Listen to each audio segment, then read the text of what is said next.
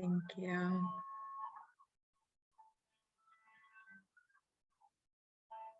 Good morning. All right, so let's get started. Right after this ambulance passes my building. All right. Good morning again, and welcome to How to Engage Parents as Family and Community Experts. My name is Janet Vargas, and I'll be providing today's workshop along with my colleagues who will be supporting with tech, Kristen Garcia and Christina Rogers. If y'all want to wave hi.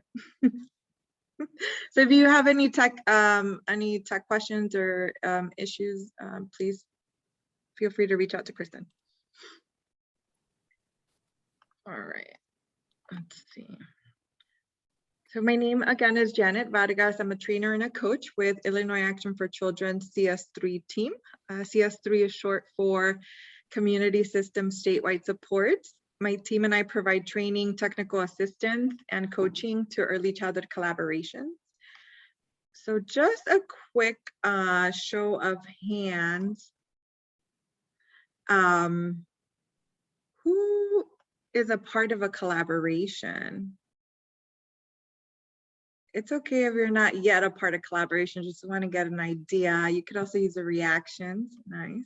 Who knows what collaborations are? All right, nice. Well, this just to a quick FYI, this training is tailored for early childhood collaboration members, but don't worry if you're not part of your local collaboration yet. The information and strategies you receive can be used in other settings. But just wanted to give you all just a background that we will be saying, collaborations a lot. But if you're not part of a collaboration, you could also just think about whatever that setting, your setting that you want to apply it for. All right. And I just received a message in the chat if we're going to be sharing the PowerPoint that we shared or that we're going to be presenting. And yes, we will be. Kristen will be putting it into the chat. I see a raised hand. Val, do you have a question, or are you trying to let us know that that you're a part of a collaboration?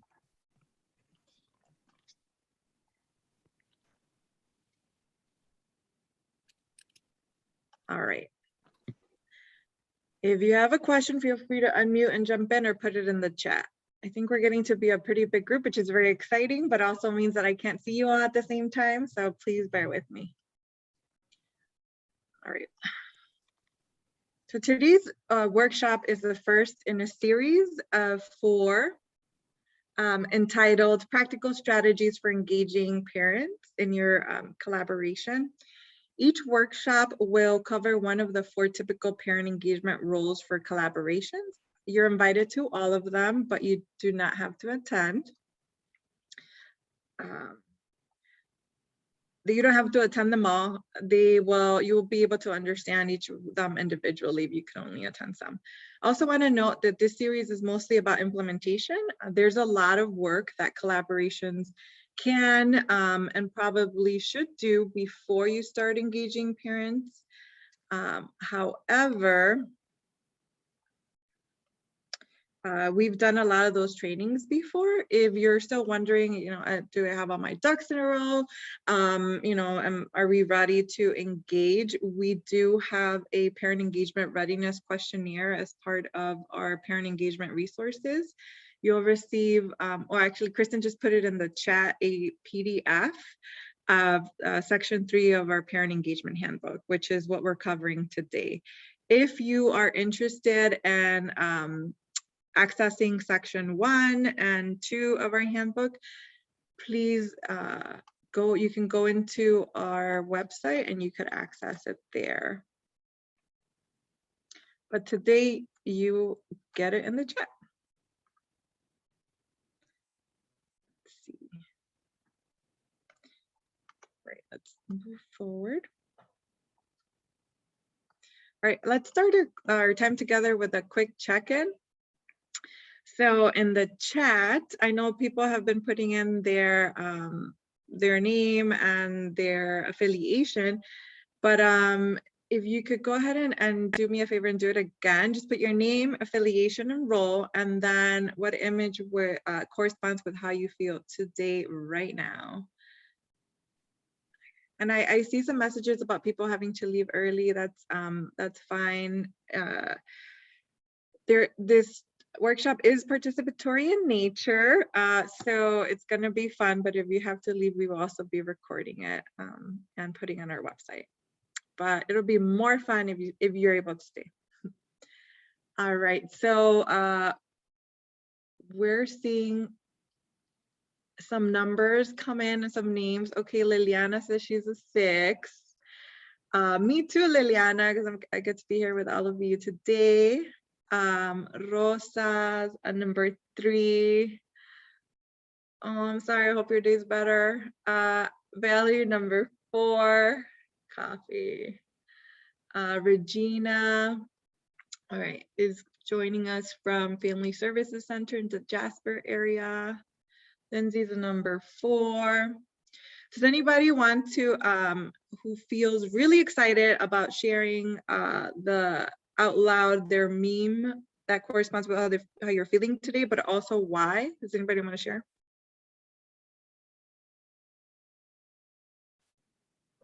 I'll share for you, Janet. This is Valerie from Midlasse. As you can tell by the raspy voice, like it's 10 o'clock and I still haven't had my coffee. And it's like the daylight savings, it's 1 hour, but here we are Wednesday and I feel like I've been like jet lagged for a long time. But I'm really excited to be here with everyone today. Thank you for sharing, and I can relate. And I have had my coffee and I still feel like that. Anyone else want to share? Just unmute. And there's a lot of dittos in me too. Good morning. Good morning. My name is Yesenia Briones, and right now I feel like a 6 and a 7. I just went outside to take my dog, and like I felt the nice weather hit me, and I'm just like, yes, I'm ready to get my day started. And my daughter earlier was being funny, asking Valerie some questions about what she has in her cabinets, and I'm just like, who asked those questions? Hey, if we're hungry, you find some food. Well, thanks for sharing. She was like, let me show me your fridge. I'm just like, no, let's not do that right now. Thanks for sharing. All right, so I'm also seeing, let me see some more numbers on here. And just people are coming from all over. That's wonderful.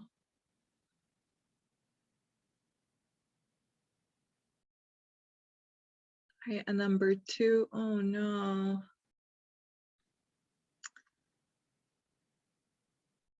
All right, well, thank you so much for sharing how you're feeling today. Want to acknowledge that, you know, we're coming in with all types of feelings, all types of different places, and we hope that we can all share space and be present for a couple hours together. Oh, I didn't share how I feel. Oh, 6 and a 4 and a 5. I'm a little nervous to be here with y'all, to be honest. Okay. Oh, thank you. So thank you everybody for sharing and humoring me. All right. So let's jump in. In terms of the training objectives, you all will hopefully understand and receive the tools to be able to share with your colleagues the following: the role of family and community expert, the benefits of engaging in this role, both for collaborations and for parents, how to create and execute a plan for engaging parents in this role, And you will also get strategies for understanding and conveying the data gathered from parents. How are we going to do this? We're going to spend some time very quickly reviewing a little bit about parent engagement and community systems. We'll go into what the family and community expert role is. Then around 11, we're going to give you a 10-minute break to go stretch, do what you got to do. And we're going to get into the how, right? How to engage parents in this role. We're going to also address, understanding and conveying the data gathered, what we're learning from parents. We're going to do something with it. So we're going to talk about some ways to share that data back with the community. And this is probably what I'm most excited about. We're going to have about 20 minutes just to reflect, to learn from each other, and to address any nuances, right? Like on paper and theory, it's like, yes, it's so easy and straightforward, but we know that when we actually start implementing these engagement strategies, things come up. And I'm hoping that we could spend this time to start sharing, or even start kind of posing those questions that you're like, you know what? We did this and we're coming up against that, and we hope we could start those conversations today. Just so you know, so this first section is going to be kind of a lot of information, somewhat talking, but if you are a note taker, I suggest that you take some notes. We're going to then have an activity where we'll get some hands-on practice with some of the ideas that we're putting out there. And it's, hopefully going to be an informal and participatory experience. Feel free to unmute and jump in. If you have questions, ask. This is a conversation. And I'll ask for your help too in participating. Thank you. Well, first of all, let's start with, what we mean when we say parent. I just want to give you all a heads up that we are using the Head Start definition of parent, which is all adults who interact with early childhood systems in support of their child, including but not limited to biological, adoptive, and foster parents, grandparents, legal and informal guardians, uncles, aunts, and adult siblings. And so when we say parent, we mean any adult that shows up in support of their child.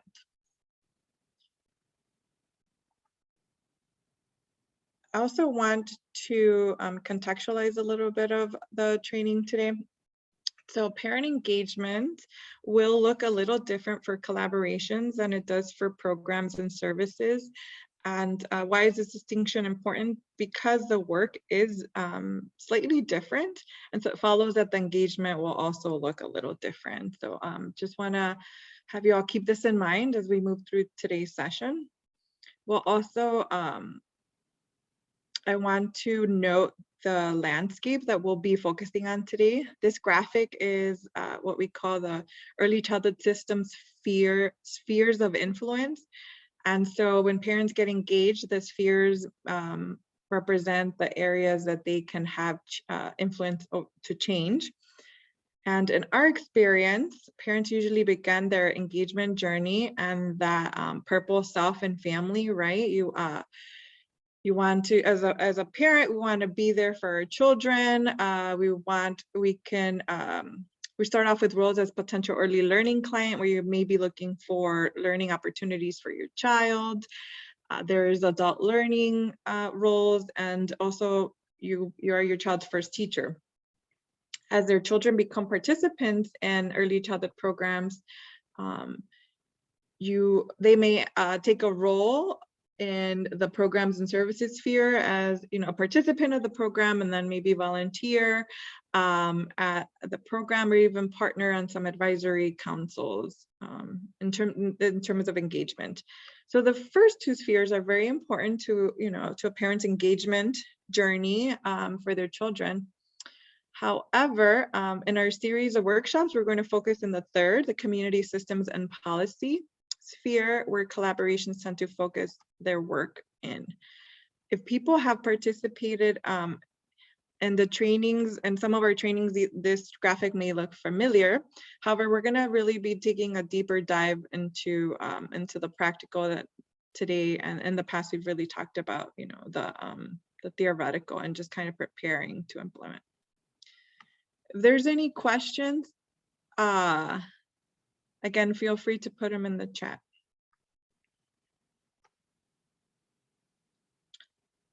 So the roles in the community systems and policy sphere, the green sphere, which are the roles that we will be digging into one at a time in this series. And today we're actually looking into family and community expert. So they start with family and community expert role. The role we will go into today, which is asking parents for feedback on early childhood programs and systems, via formats such as surveys, focus groups, one-on-one interviews. So learning from parents what's working, what's not working, and what ideas for solutions they have within the early childhood system. There's also the collaboration parent leader that we'll be getting into at the next workshop on March 30th, is a role in which parents engage as members and partners of early childhood collaborations, and all systems change.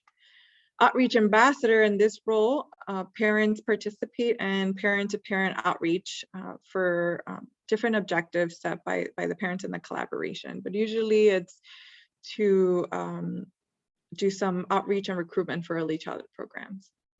And then advocate is a fourth role where parents share their experiences publicly in writing or through public testimony to decision makers for or against a policy or practice change.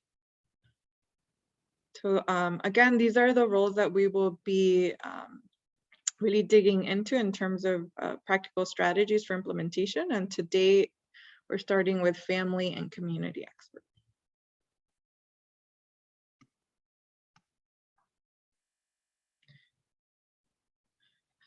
Again, some more context setting. Want to share with you our definition of parent engagement, as we find that it has to really reflect, be very specific as to what parents are doing, but also have to reflect the environment. And so in terms of parent engagement and early childhood collaborations, this is our definition. And who can help me read it out loud? These first two parts.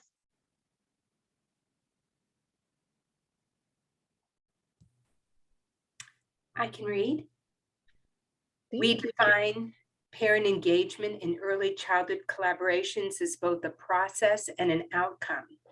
As a process, parent engagement is a process by which parents inform and influence the collaboration's priorities, strategies, and decision-making. It requires an intentional effort by the collaboration to provide the opportunity and support parents need to participate. Thank you very much. And who can help us read that last part? I can. As an outcome, ideal parent engagement is successfully achieved when parents and collaboration members build effective partnerships and share responsibility, expertise, and/or leadership in the collaboration and its work. Thank you. So what stands out to you about our definition? Anything that stands out to you?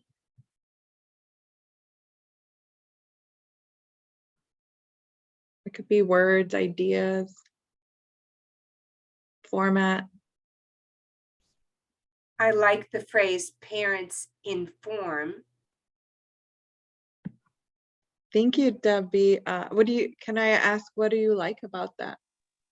Well, it means that we're listening, and they're the ones that have the most at stake. So they are certainly the ones that that should be, leading. Thank you, Debbie. I see some action in the chat. Partnership and shared responsibility. Thank you, Julie. Collaboration.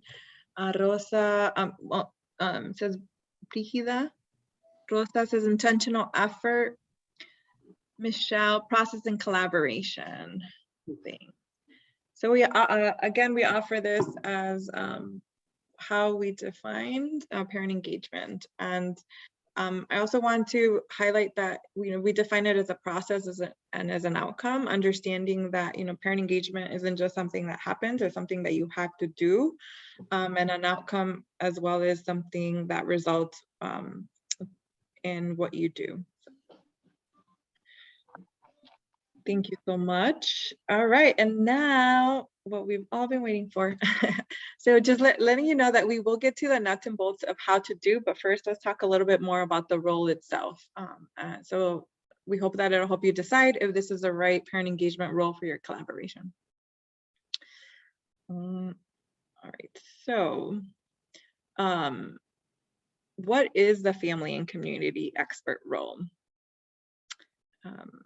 In this role, collaborations ask parents directly for feedback they use to inform and influence their community systems change work. They ask them about their experiences, what's working, what's not working, right? And this engagement can look like collaborations asking for feedback via surveys, focus groups, small in-person meetings, and a range of other methods that we'll go into. We were very intentional about naming this role, family and community expert. And I'm just wondering, what do you think makes a parent a family and community expert? You could put it in the chat or unmute and jump in.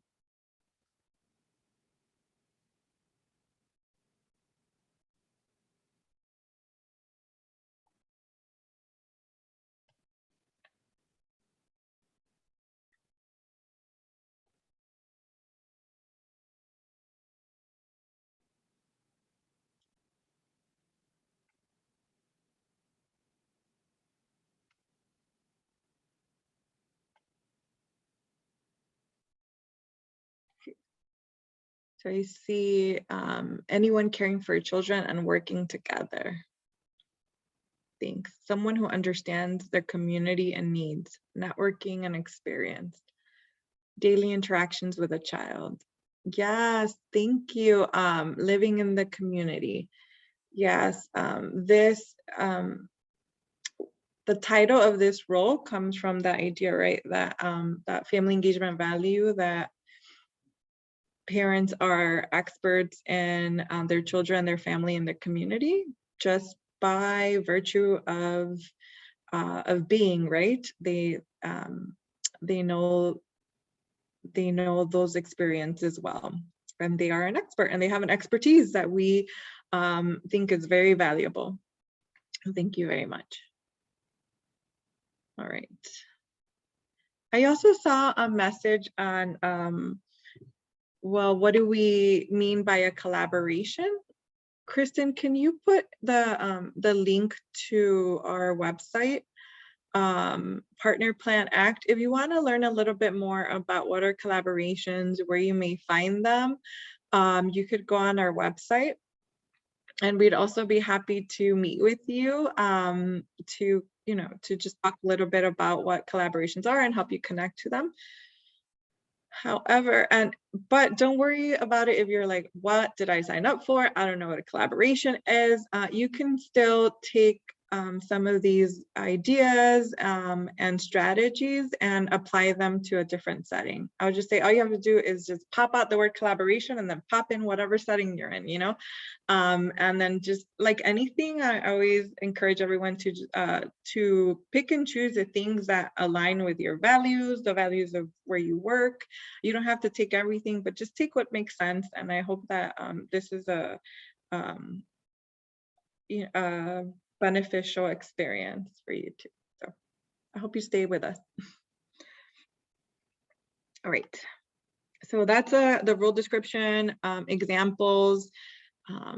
And so why implement family and community expert role? So before we share it, why we think collaborations implement the family and community expert role, we want to hear from you. And so we're going to launch a poll.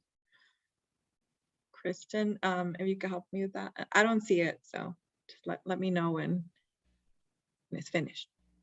Okay, I just launched it. Okay, thank you. So yes, why implement the family and community expert role?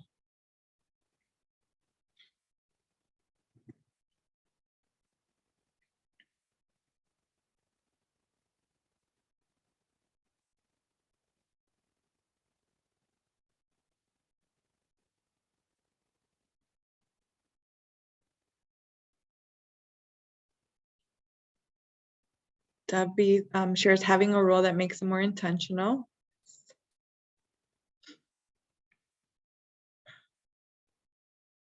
Yeah, definitely having clearly defined roles really helps in terms of the implementation, right? It makes it intentional, kind of lets everybody know what you all mean, and it helps really plan for the resources.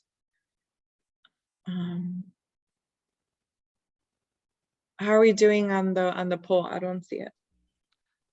Doing good. 82% of people have answered, 88% said all of the above. 5% have said center the voices and experiences of the most impacted. 7% said include a wide range of parent experiences and perspectives, and no one said hear from parents who might not have a lot of extra time. Thank you. Thank you all for playing my poll game.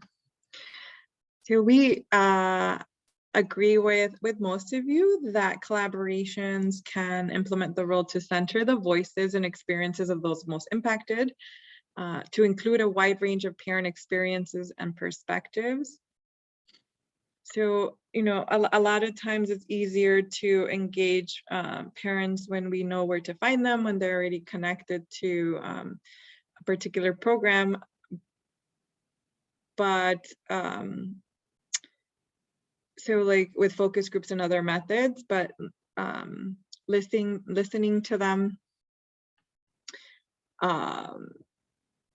through this method can really help, you know, find parents that might not be connected to early childhood programs or might be socially isolated. And you hear from parents who might not have a lot of extra time. So I know that maybe folks were a little bit like, what is that about? But this is in terms of the easiest lifts that doesn't require a lot of time from parents.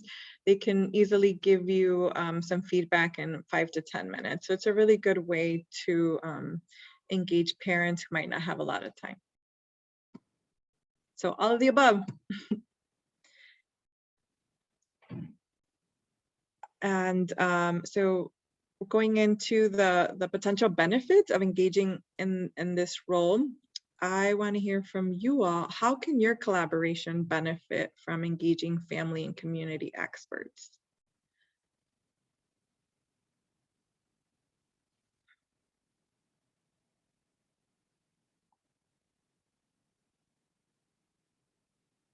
Well, thank you, Grace, for putting the definition of collaboration.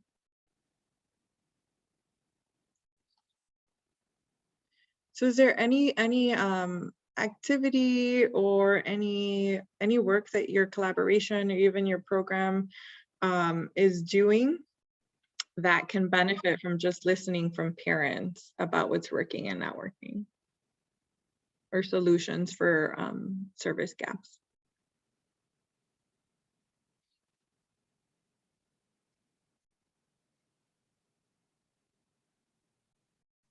All right, we're still processing. It's okay. It's early. It's still early. But so what we see as potential benefits for a collaboration and implementing this role is that they get to, all right, answers are coming in. They get to learn more about local community strengths, what's already there, gaps or problems in the local community systems, community needs and interests, right? They, you know, families there might be a range of needs, right? But which one means the most, or which one, how can you prioritize those needs and interests? And then also this one, I don't think we ask our community enough on solutions to those potential community systems issues, including policy ideas and recommendations. All right, let's see. I appreciate you putting stuff in the chat. All right, so connecting with parents to get a real engagement takes multiple contacts. A dedicated staff person can make those connections. Oh yes, Maureen, right? Like parent engagement doesn't just happen, like we have to do it, and it takes a lot of work and time. We can be more intentional with our work, and our work will be more individualized for the community. Thank you, Rosa. Yes, every community is different. So it helps align interests and needs. We are trying to put together a parent council to guide the work of our alliance. So we would definitely benefit from an expert. And that's the thing, right? Like that, the belief that all parents are experts and they're invaluable stakeholders in our collaboration. Develop more relevant and effective strategies that best meet families' needs to overcome real barriers. We have an EC Parent Advisory Council as well as community chats. Nice. All right. So all of this, learning all of this from asking and listening to parents, in turn helps collaboration, align community needs and services, which a lot of you have mentioned. Identify and prioritize systems change efforts that will have the biggest impact for families, right? Like what is it that will make the biggest impact? How should we prioritize our actions in an environment of scarce resources? Parent trainings for younger parents, I'm seeing in the chat. Nice. And I'm sorry if I miss any of your of the messages are coming in. We'll definitely save the chat, and I encourage everyone else to follow the chat. Great. And I also don't think we think about, sometimes we think about just how engagement impacts and benefits just parents, or sometimes we think about how it impacts just systems and our collaboration, but really being intentional about both, right? So how do parents benefit from being family and community experts? Parent participating in this role become familiar with the collaboration and its work, right? Whatever, if it's like a 5-minute survey or an hour and a half focus group, you're already having an additional interaction with family on behalf of your collaboration. They get to reflect on family needs and strengths. I don't know about you all, but I have a child, and I remember during the first, definitely like 8 years of his life, it was hard to just pause and reflect, right? But like even taking a 10-minute survey and just thinking about, hey, what has worked with that? And what do I need? It really allows for some reflection. It increases the knowledge of and trust in early childhood systems, because if you are being asked by the system, like, what do you need? What do you want? And then they do it, you're definitely building that and strengthening that trust. And I think that goes a little bit towards also increasing self-confidence, right? Like I get to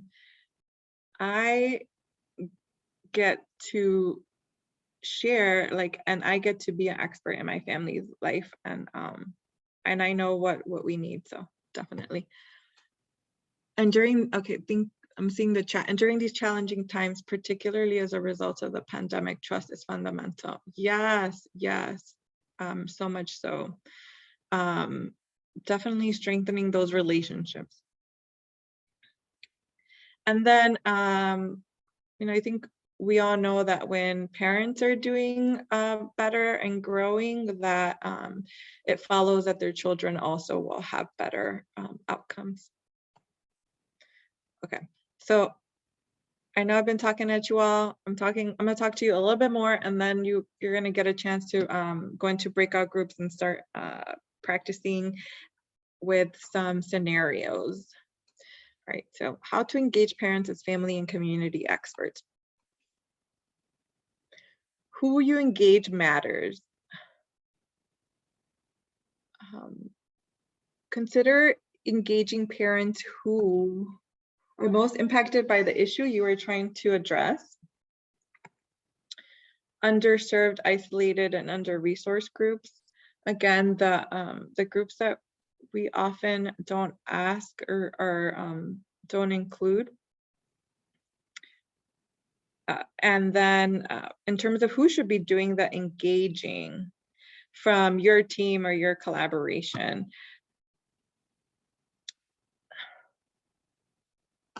If you already are, I know I saw some of you already have parent councils or parent bodies. If you're already engaging parents, the parent-to-parent peer outreach is invaluable.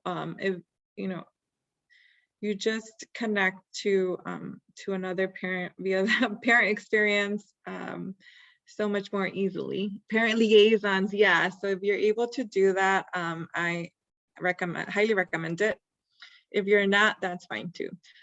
Also, considering in terms of who's going to be engaging and facilitating whatever method you end up choosing to engage parents. If you want to ask for feedback, maybe constructive criticism on like what can we do better in a program or an experience, you probably don't want to put a person that represents that experience or program because you might as a parent feel bad giving them constructive criticism. So you want to consider a neutral facilitator. And then optional parent anonymity. Again, like I think as a society, we're still practicing how to give constructive criticism, and it might just feel like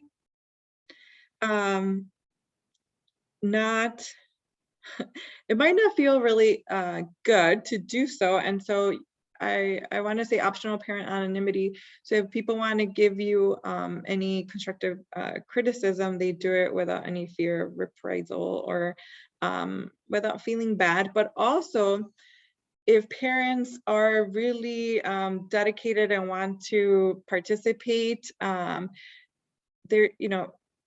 or if you want to follow up with them because they said something or that you were wondering a little bit more about, you should give them an option to give you their name and contact information if they choose to do so. Again, if you have any questions or anything to add, please do so. And then determine where you will interact with families. And I'm just curious, where do you or would you find parents in your community? If you're doing a survey or just want to connect with them, where would you go?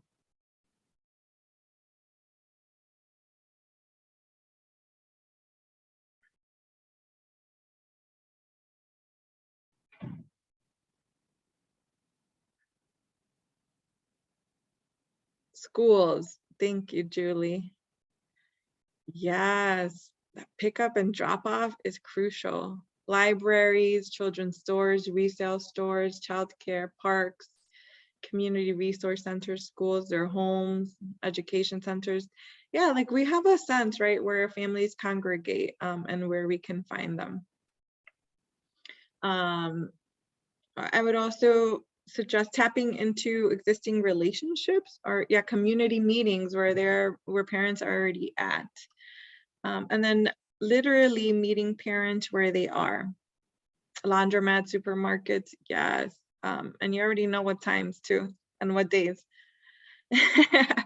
So yes, meeting parents where they are, their homes, events, public spaces such as parks, grocery stores.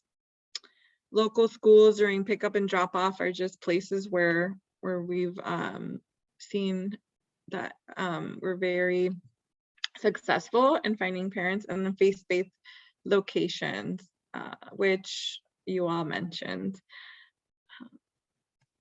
And I think, if we've been working in the community, we start getting a sense, where parents might already be, but it's also good, to ask parents, like, where do you find other parents? And they will have these additional networks. Cool. Oh my gosh, thank you. We're getting to the activity because I feel like I've been talking at y'all forever. So we're offering this scenario so that you get some practice identifying the why, what, who, and where. So can I have help reading the scenario out loud? I know, you're like, wow, this reminds you of 3rd grade. I can read. Thanks. Scenario, Collaboration X plans to engage parents as community and family experts. Their data indicates that there are 1,128 3 and 4-year-old children in the region, but only 30% are enrolled in their local preschool programs. They want to learn more about why the preschool participation rate in their community is so low to increase it. Thank you. So we're going to, this scenario, it's in your PowerPoint, but also Kristen is going to share a document that has the scenario because we're going to go into an activity. We're going to go into breakout groups, again, to practice aligning why collaborations engage as family and community experts. We want to really highlight the intentionality of doing things with a clear objective in mind. I think sometimes we engage parents because that's kind of what we're supposed to do, and that's what's important nowadays, but we're not as intentional about what we're asking and why. All right, so you're going to break up into groups of 5 and just answer the following questions. So you're going to have about 10 minutes to answer, why is Collaboration X planning to engage parents as family and community experts? What specific information about families' experiences might be helpful for this collaboration to ask about? And then who should the collaboration plan to engage, and where might they find them? So just kind of, in Collaboration X, help them identify their why, what, who, and where. And then we're gonna do a quick share out. Okay, that's fine. Are there any questions about the activity? Cool. All right, Kristen, you could go ahead and open up the breakout rooms.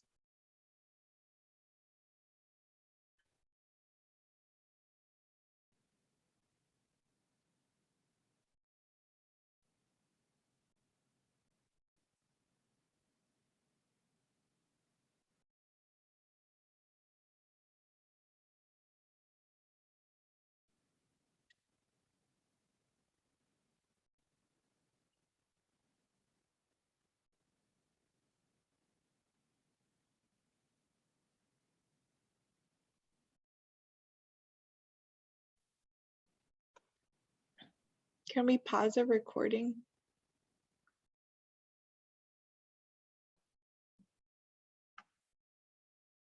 Hey, y'all are back. Some of you. Tiffany, I love those glasses. They're so cute. All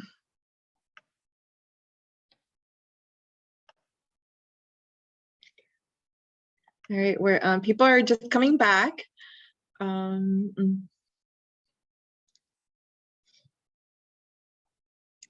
How many breakout groups did we end up with? 9? Yes. All right. Is being recorded.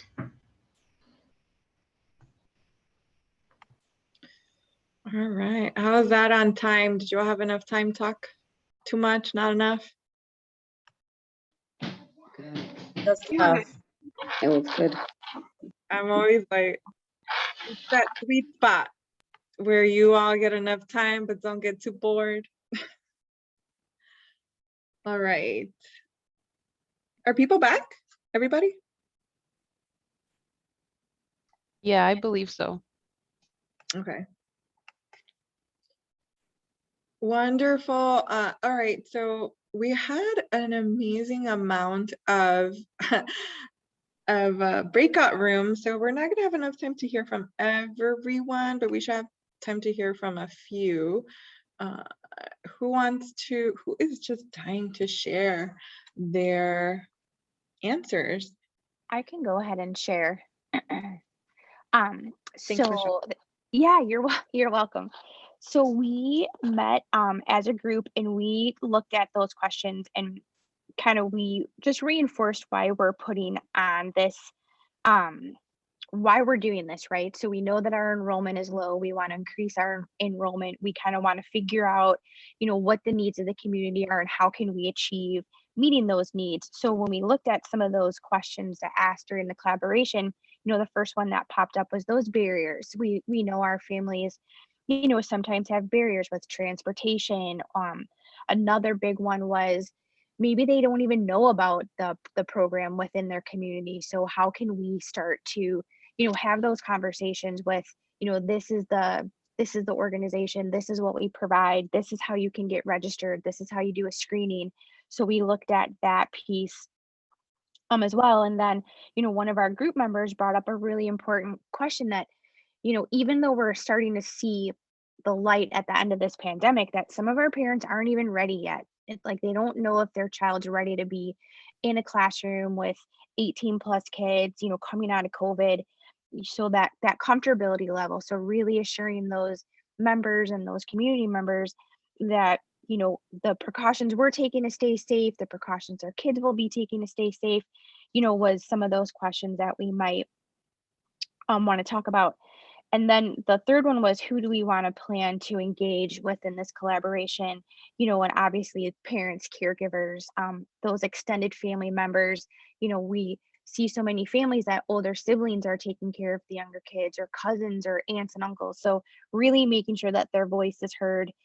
We also identified that, meeting the families where they are, going out in the community, handing out flyers, doing all of those, the presenting all of the information to them with where the community members are. So whether that's a laundromat or a library or a grocery store, kind of being within that community. Cheryl actually shared an amazing thing that her district is doing. They send out postcards to all of the families within that zip code with upcoming announcements. And it reaches like 5,000 like residents and families. Cheryl, if I'm kind of talking out of turn on that, feel free to jump in. But I honestly think we kind of focused on that because I myself have never heard of that. But that is just an awesome way to kind of, again, reinforce the programs in the community and kind of, share some of the things that are going on within the community. Yes, you got it. You got it right. I can share the name of that in the chat with everyone. Thank you, Cheryl. Thank you, Michelle. Anybody else any other group want to share their answers? Hi, this is Brigida, everyone. I was in a group of lovely ladies, and if I can basically add to the information the previous speaker said, given the numbers, if in the example, it was like 1,100 children in the community and only 30%. So I would say like 330. So the big question is like, why only 330? So, what do we do? Basically, I think the first step would be engaging the existing parents of spreading the word, kind of where can we put the information about it. As an example, I was a parent in a preschool and another parent told me about this preschool. So word of mouth, recommendation from another parent is crucial, I would say. The experiences parents are having, the positive experiences are extremely important. And so what should be done? Again, having engaged parents, spreading the word, engaging the community members, maybe going to a library, laundromats were mentioned, maybe village hall, school districts, putting the information under websites, spreading the word, hey, there is preschool over here if you're interested. Another question comes to mind, if the rest of the children, and from this example, aren't coming, they are not the students. Why is that? Is it because parents don't know about it, or maybe their needs are different? Maybe they need like full day, more like daycare, because they are going to work, and it's very hard for them to find a babysitter or somebody who will take the care of the between the hours when parents can come and pick up the child from school. So yeah, we had a good conversation, and I think collaborating with parents, especially understanding their needs, is crucial. Thank you so much, Gigida. I see in the chat some other comments. So yes, the group I participated in also discussed word of mouth, how useful it is throughout communities. And then our Valerie shared, our group talked about why to garner buy-in, validate and hear parents, as well as to increase trust by not assuming to know why or what. What are specific family needs, meet them where they are, and who trusted adults who might also be caretakers, not just mom and dad. Yes, it sounds like you all have great conversations.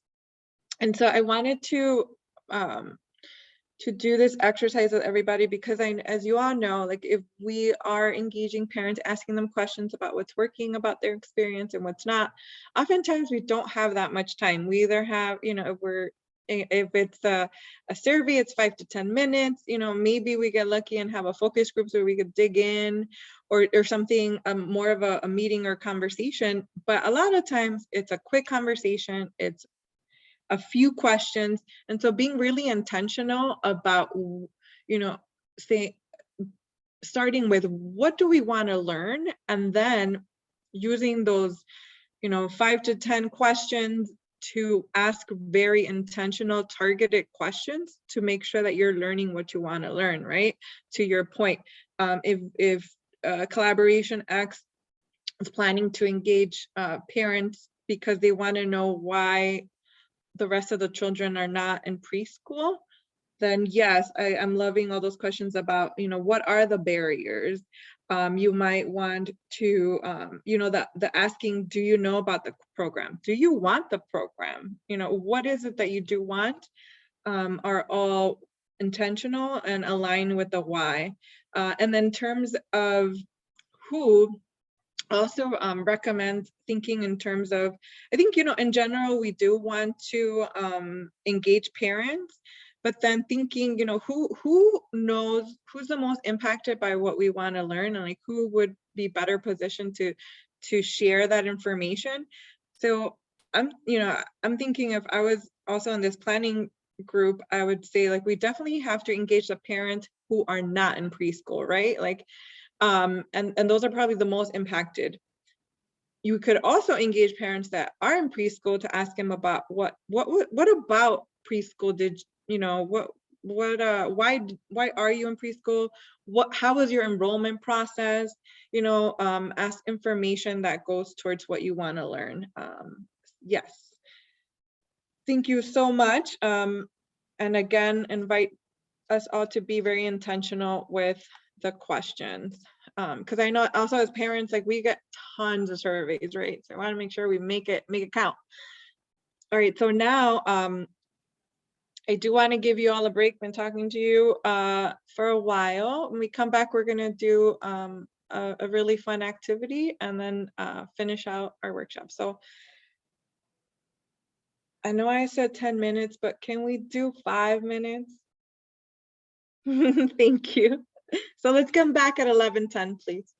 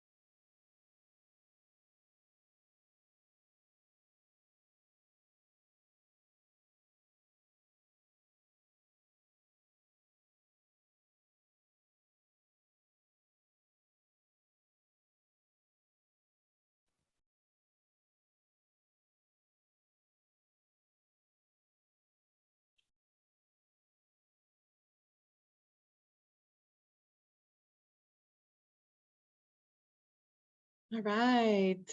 I think people are just coming back.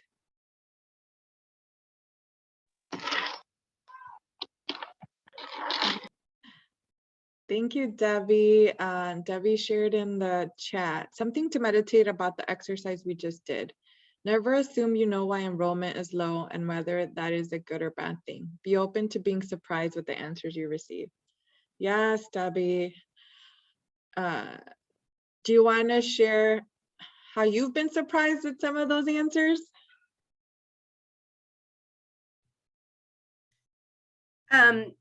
Just in our group, we were talking about how sometimes people put together their own rich experiences.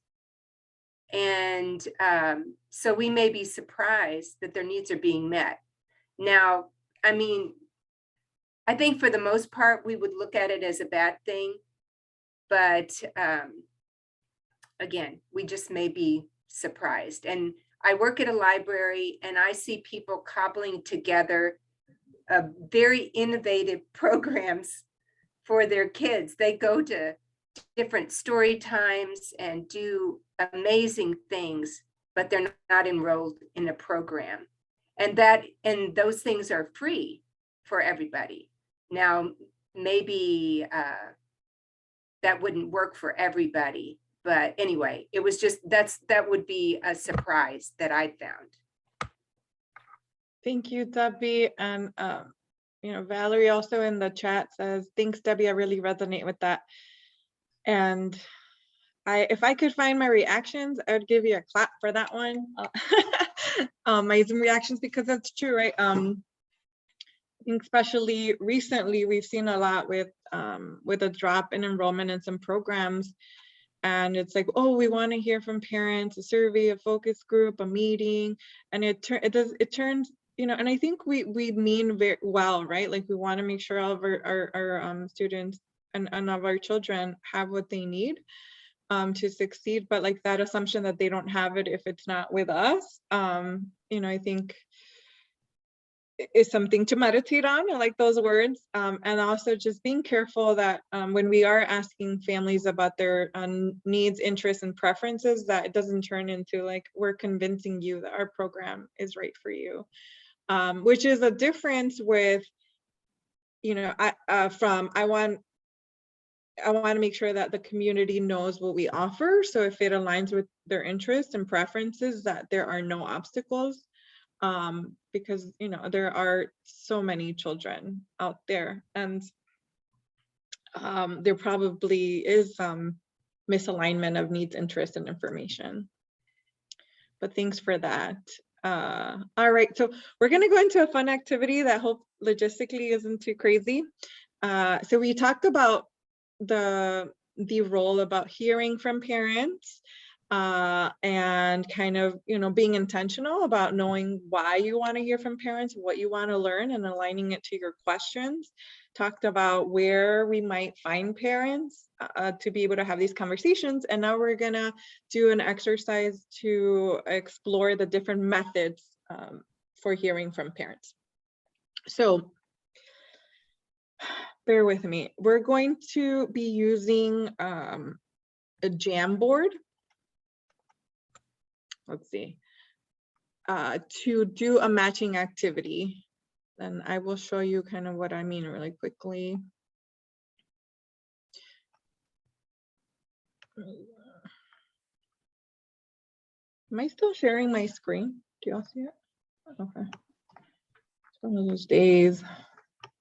Okay, so we're gonna be putting everybody into breakout groups, because there can only be a certain number of people on Jamboard at the same time. There's going to be 3 different links. So when we put you in a breakout group, you see which breakout group number you are. If you are in breakout groups 1, 2, 3, or 4, use the first link that Kristen shared in the link, and so on with 5 through 8 and 9 to 12.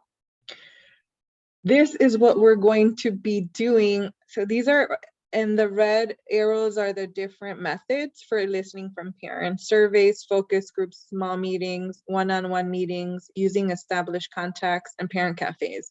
Here are the definitions or the descriptions of what these different methods are. What we're doing as a group is moving these around in the blue boxes that aligns with what you think is a method. And then we're going to share where we're at. This is an example right here. So surveys is a list of questions aimed at collecting data for analysis. They can be online or on paper. If you need any help with technology or with Jamboard, let us know and we'll help you. But are there any questions with the activity that we're doing? And you will also find your frame. So if you're in breakout group 1, you'll be on frame 1. If you're in breakout group 2, you want to scroll over and make sure that that the label matches your breakout group number. We won't do a Jamboard tutorial, but really all you have to do is just move these little boxes around by clicking your mouse and dragging them. Any questions on the activity? All right, if there's no questions, Kristen, you can go ahead and put everybody in their breakout group. May the odds be in your favor. This is a early childhood Hunger Games here.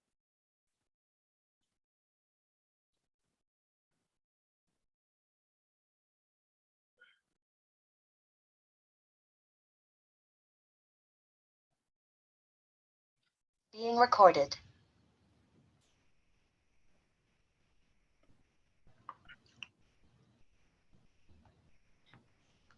Sorry if we brought you back before you were finished.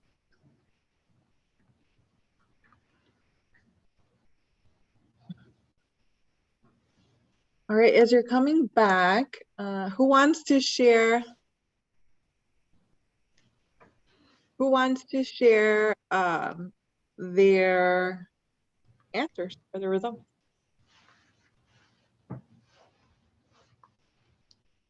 From their team.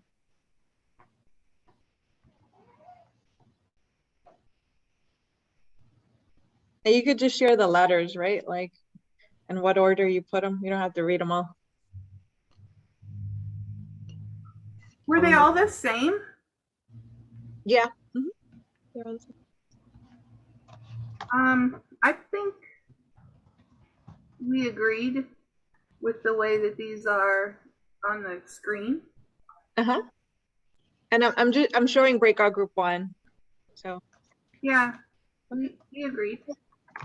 There was definitely some confusion when people got in using the frames at the top, because I think several of us were working on 5. I was in group 5 and we looked, and like some groups, there was nothing on it. So I think people got to that frame. So it doesn't matter. The exercise was still good. It's just letting you know that there was a little confusion at the top, understanding that if you were 5, you stayed at the first frame, 6 was the next frame. Thank you, Lori. Yes, I was hoping that there wouldn't be, but you know what? It is the experience that matters, and I hope everybody got the experience. Yeah, absolutely. So any group got different results from this? From what we're showing. Sorry to put breakout group 1 on blast.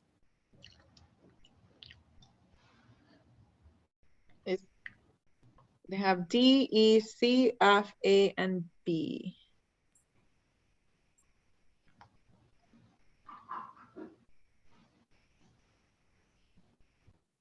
Well,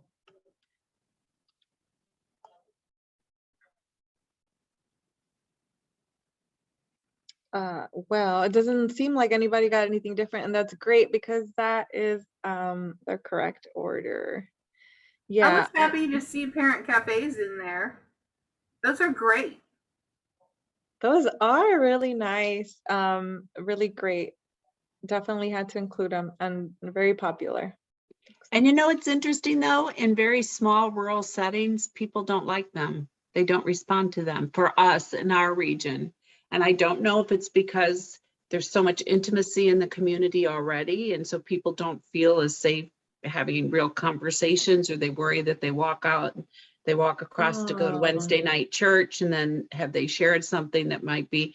But we started them with Strengthening Families years ago, and really in our communities where people didn't have as many close connections and people needed connections, like in Carbondale, where it's a college community and people don't have that, it was successful. But in our very small rural communities, we just couldn't get them to go. And, maybe we're making assumptions about why. I mean, we kind of asked and people were like, well, I really don't need to go there, and I've got this and whatever. It just was really interesting, the contrast between the success based on the demographics of the community and size of the community.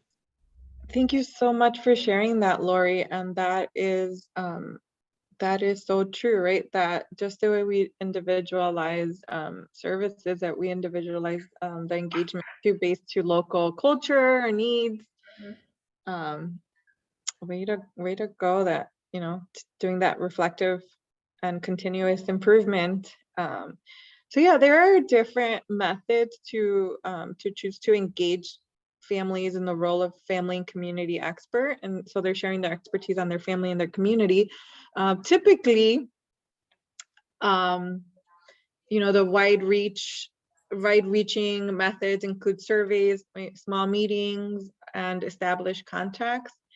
You can dig a little deeper into focus groups, one-on-one meetings, and parent cafes. And these are good. These are, in terms of the digging deeper, they're really good at finding like the nuances and getting the details, but it might be a little, harder to aggregate data to say, like, out of, this many Latinx people said this, because you're having more of an informal conversation, and so it's hard to kind of align. But it's great to like dig a little deeper. And then on the other side, like, there's pros and cons to each of these. On the wide reach, you may be getting into crevices of the community that you might not particularly reach with a survey, especially if it's online. But then it could only be so long or parents won't answer, so pros and cons. And it has to do also with your capacity. I'm reading something on incentives. So thank you, Amanda. Incentives were super helpful for engagement in parent cafes for our program. We added more during the second round we did, and participation increased. So what type of incentives? Stipends, giveaways, gift cards, meals. Yes, and always serving a meal, and often offered childcare. These are great. Yes, and something like that, right? Like, do you have the capacity? Do you have the resources? Do you have the people to set up and do outreach and carry out the engagement? Do you have resources for stipends? Things like that. And what kind of outreach, like, what do you want to prioritize in the outreach? And then they're all relationship building, but we've also seen that like small meetings, one-on-one cafes, and parent cafes are particularly helpful and continuing to build those relationships. So when we go to drafting the questions, which is, which would be the next step, some advice, and feel free to share what has worked for you too. I love this cross-learning already on the chat.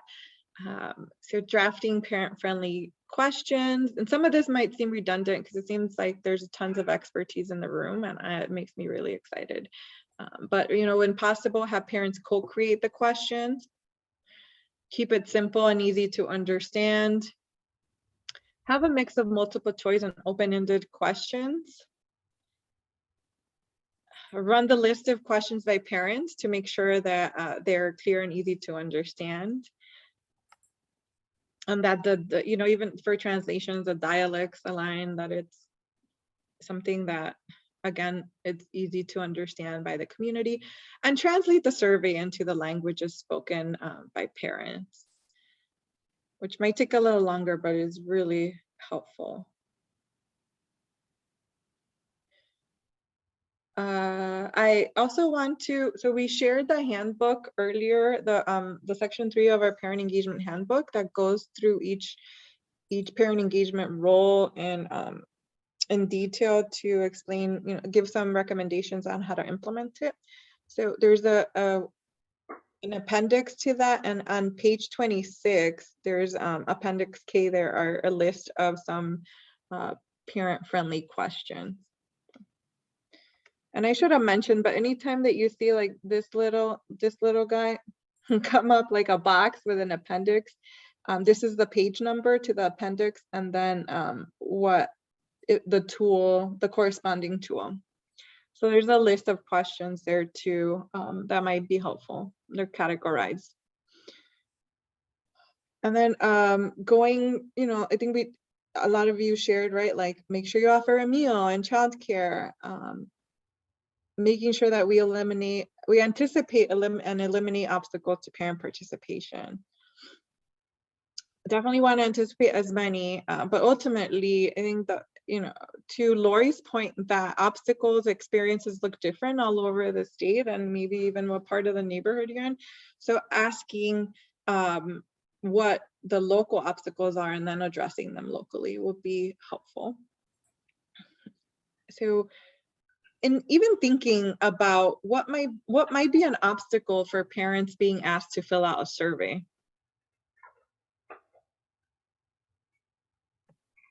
Is the survey in their language? Yes, that may be an obstacle if it's not in their language. What's Time constraints. What's that? Time constraints. Time, yes. Accessibility, like if it's online or on paper. Yes, yes, some parents might not be able to read or write. That is completely a valid obstacle, and I don't think we talk about it enough. Feeling overwhelmed, busy schedule, yes. Having someone Maybe watch if their it's children. online also, like some parents don't know how to navigate well online. Thank you. You know, when we think survey, it's easy, right? Like just fill it out, but there's all these potential obstacles and trust, yes. I think that's a big one, especially now when we're asking parents, everybody's asking us to fill out surveys, and I think, and there's been a lot of fraud in the community also around resources, so trust is a big one. All right, Maureen shares, for surveys, we offered paper options, easy to link, phone formatted survey, oral questions. Also offered every parent a child's book for their time. That's wonderful. Those incentives work too, because sometimes it's the child, right, that is like, Mom, I want to go over there because I want a book, and they take parent over. So yes, I think, you know, just thinking no obstacle, you know, it might not seem like a big deal to some of us, but to others, it might be an obstacle. And we want to make sure that we do everything we can to eliminate them. So some of the typical, not the typical, but like some obstacles we see a lot is just, you know, and how to eliminate them is make sure we have key materials available in formats and languages that parents can understand. And that often means a range of options, right? Convenient meeting schedules and locations. Childcare, like you said, and that's like when we start getting back to in person. Transportation support, whatever that looks like, refreshments, meals at meetings, and then making sure that we get enough food for the families too. They're probably not going to have time to cook and go home if we have them in a meeting in the evening. And then compensation for their time and contribution. Some of you all talked about, you know, about stipends or incentives with some kind of compensation, right? We talk about, you know, what's the name of the role? Is family and community expert. We're asking them for the expertise on their family and their community. And actually, my colleague Ruby shared this with me, right? Like we pay consultants money, tons of money. We pay people tons of money for their expertise. Why should we not compensate parents for theirs? And in the handbook also, I didn't put the page, but in the handbook in the appendix, there's a list of resources that are helpful for parent engagement, and including a section on stipends and how to go about setting stipends and how to make those decisions about when you give stipends, maybe, think about when you don't, and then how to give stipends in a way that's transparent. So if you want to look through that appendix for that. Oh, and then technology support is very important. Nowadays when we're meeting on Zoom, like, can they even get in the meeting? Are they going to be on their phone? Things like that to think about. Okay. And then, so another part is we're asking parents for all this data for what? So that we can use it, right? And so we want to talk about understanding and conveying the data gathered. So you have all these maybe surveys or like parent cafes, you have so much raw data. But in order for you to use it, you want, you're going to need to synthesize it, clean it up, share it in a way with the rest of the people in the community so they understand what it's saying. We want to even highlight some patterns and themes that you're seeing in the data. Let's see.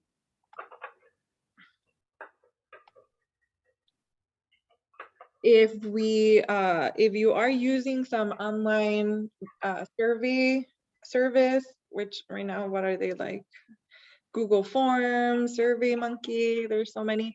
The good thing about that is that they will put your data into charts and graphs. So then you're able to show it back to the parents who've given you information, to collaboration members, to community members.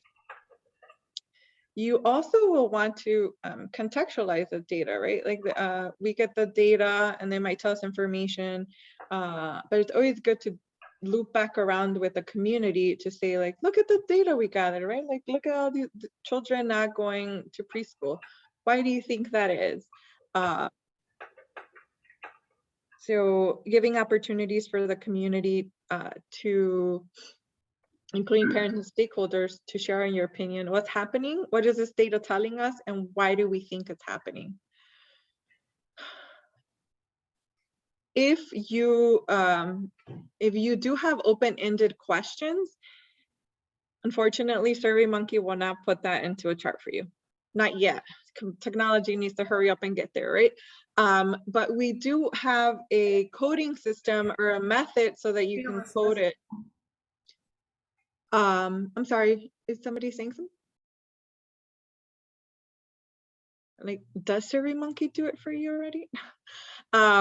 So we do have a classification method in the handbook. If you look on page 28, it's called Coding Your Qualitative Data. That is helpful to be able to return some of the qualitative data and quantify it into numbers, right? To be like 80% of so-and-so, so-and-so.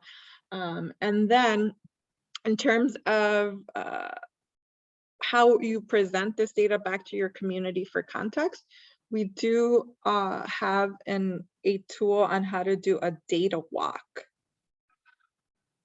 Has anybody here participated or carried out a data walk?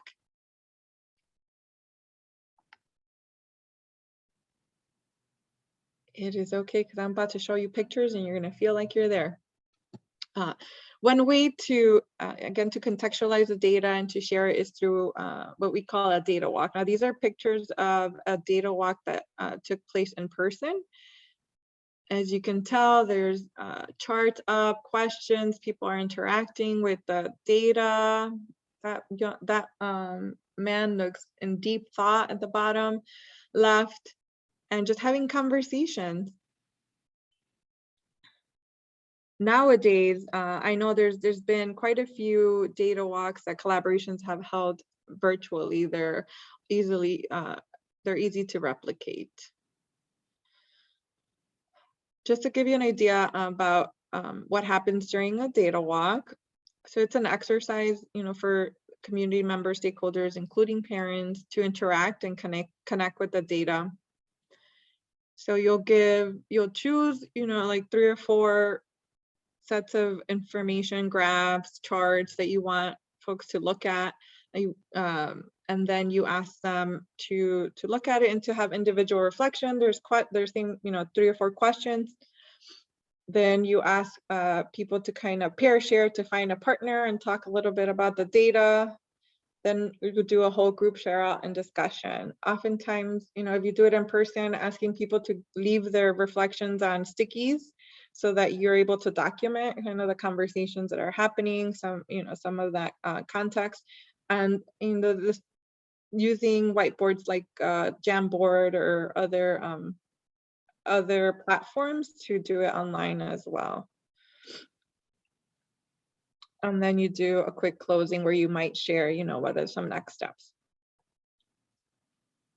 Another important part of, so, you take this, we talk, I saw a lot of chatter about, I'm seeing the chat. I get easily distracted. I saw a lot of chatter on the chat about trust, and one way to continue working on the trust is transparency and just letting parents know that their feedback is making a difference. Making sure that we come back and we tell parents how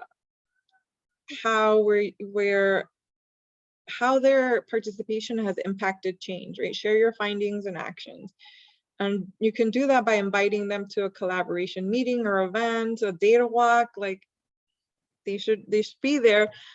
You can go back and give them a presentation at the setting where you ask them for feedback.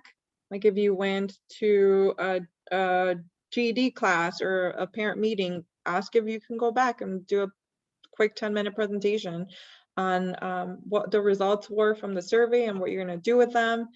A really quick way to also just let people know what you're doing with the data is to create like a 1-page data summary, right? The same charts that you share in your data walk, print them, your top 3 or 4 findings, and then the actions that you took, so you're able to share and people know what you're doing. And now to my favorite part, I do want to give you all the chance to reflect, to talk to each other about what you've learned today. So we're going to give you about 10 minutes to reflect on the following questions in breakout groups. So reflect on your past parent engagement practices, and does this role align with what you've been doing or what you want to do? What is or might be the most challenging for you about engaging parents in the role of family and community expert? And what do you want to encourage your collaboration to do or your organization?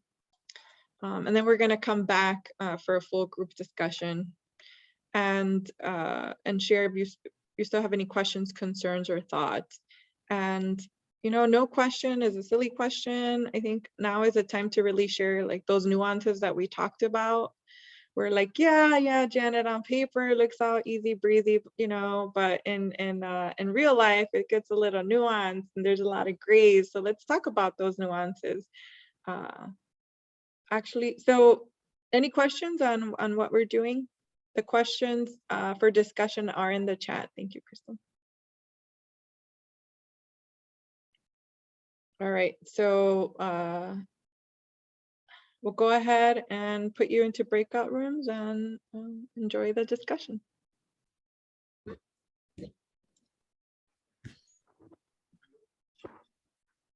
All right, so we're just waiting, gonna give some, oh, I think they're all closed now. I can never tell. Like when people are in the room, in the breakout rooms or back in. Okay, if I can see your beautiful faces at once. All right. Whoa, wait. Is it because that people are still in breakout group? Okay, there we go. I was like, how are we only at 7 participants? That people leave? No, you all were in the breakout rooms. Okay. I know this is not enough to really reflect and talk about nuances. I hope this was a beginning of a conversation. If you connect with someone who you're really having good conversation with, do exchange contact information in the chat and continue those connections. So for now, I want to leave, these few minutes that we have to discuss what questions, concerns, thoughts, or feelings do you still have about engaging parents and the role we covered today, which is the family and community expert. And I want to also share that I know that this may be redundant for a lot of folks, and this makes me really happy because it means that we are, engaging families in one of the probably the easiest ways that we can.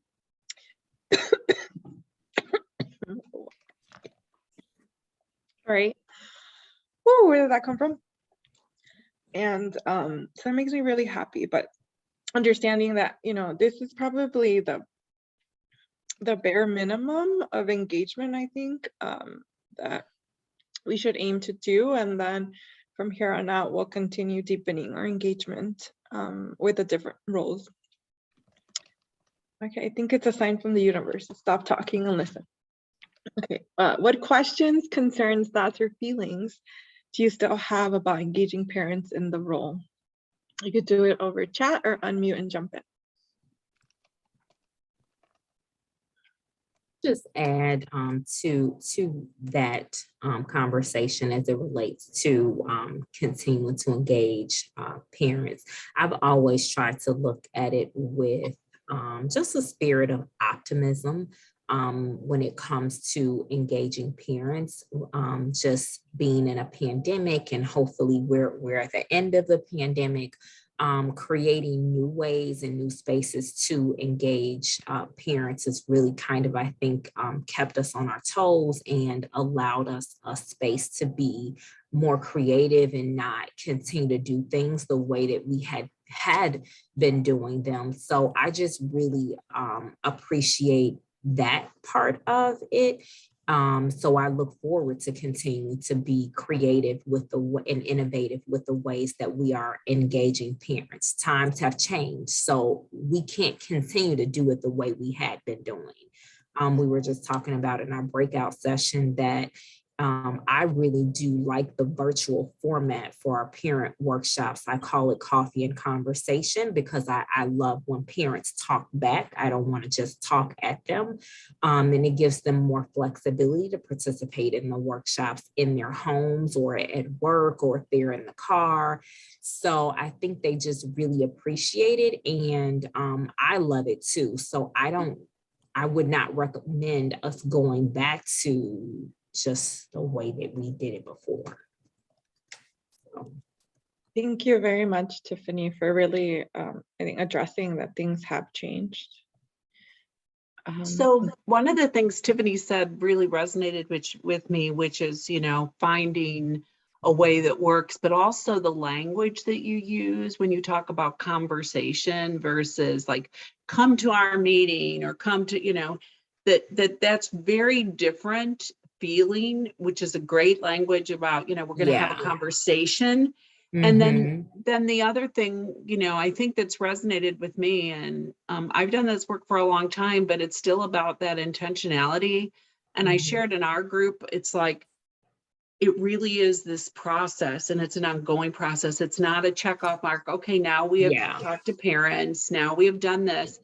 And the importance of closing the loop, demonstrating them that you listened and that they can see where their input has made some change. So like I sit on a Head Start Policy Council with families, and when they see that what they've done is put into policy or made a change, when they see the loop closed and that they made a difference, I've watched those parents grow and grow and grow into great leaders. And so now one is like sitting on a children's cabinet in one of our cities.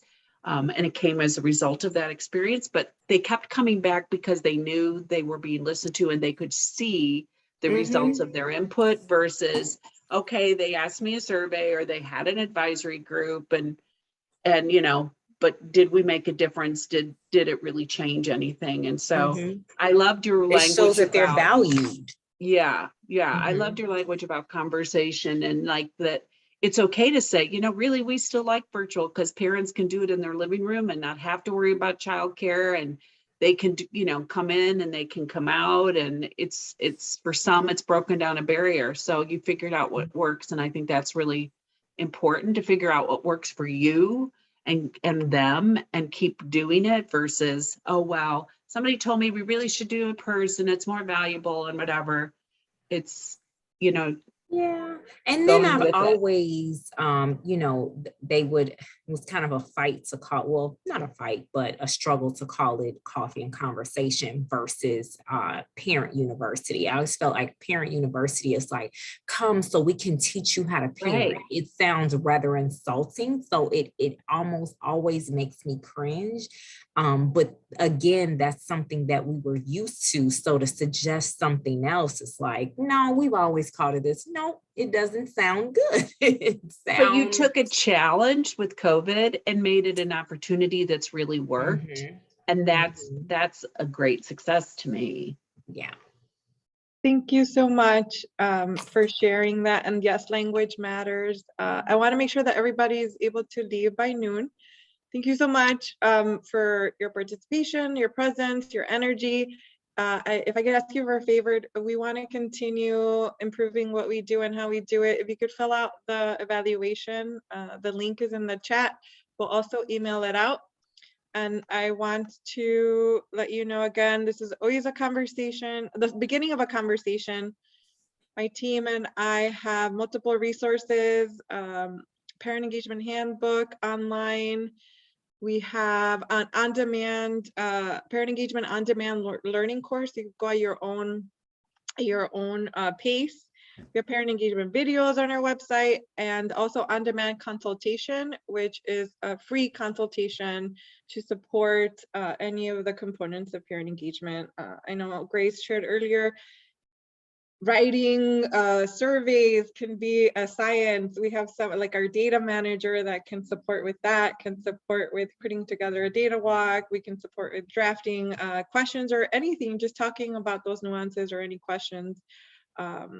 So we're here, and you can ask for the on-demand consultation on our website, which is being shared by Kristen. Thank you so much. We really appreciate you. Keep in touch. Hope you can make the next workshop. The next workshop is March 30th, and that one is how to engage parents as collaboration members. Well, collaboration parent leaders, which is collaboration members, but just, on in person or on Zoom, but like on a parent leadership body that is connected to informs and influences the collaboration. So we hope to see y'all there. Stay in touch. Also, have a great day. I appreciate you all.